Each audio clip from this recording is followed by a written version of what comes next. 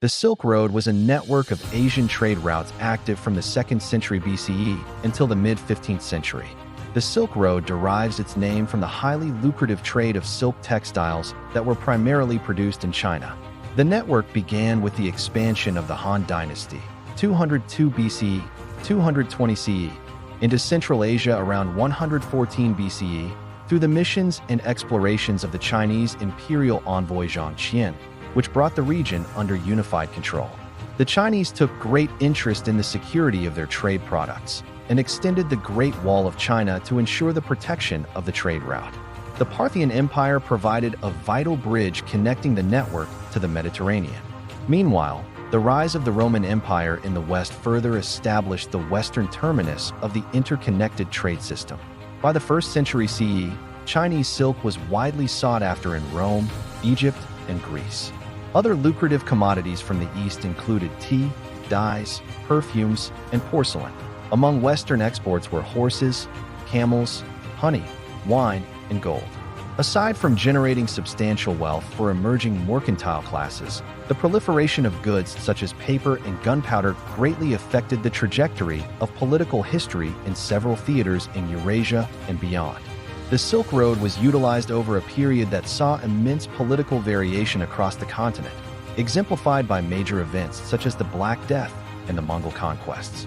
The network was highly decentralized and security was sparse. Travelers faced constant threats of banditry and nomadic raiders and long expanses of inhospitable terrain. Few individuals traveled the entire length of the Silk Road, instead relying on a succession of middlemen based at various stopping points along the way. In addition to goods, the network facilitated an unprecedented exchange of religious, especially Buddhist, philosophical, and scientific thought, much of which was syncretized by societies along the way. Likewise, a wide variety of people used the routes.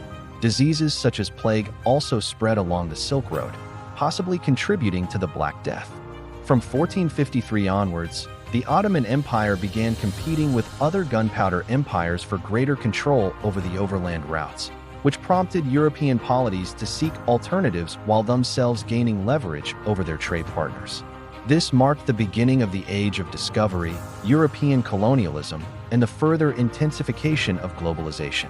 In the 21st century, the name New Silk Road is used to describe several large infrastructure projects along many of the historic trade routes. Among the best known include the Eurasian Land Bridge and the Chinese Belt and Road Initiative, BRI. UNESCO designated the Chang'an-Tianshan corridor of the Silk Road as a World Heritage Site in 2014 and the Zarafshan-Karakum corridor in 2023. The Fergana-Sardinia corridor, the Indian and Iranian portions, and the remaining sites in China remain on the tentative lists. Despite the popular imagination, Silk Road was never a singular east-west trade route that linked China to the Mediterranean, nor was there unrestricted trade before the Mongol Empire. It was a network of routes. Even Marco Polo, often linked to the Silk Road, never used the term despite traveling during a time of Mongol-enabled ease of movement.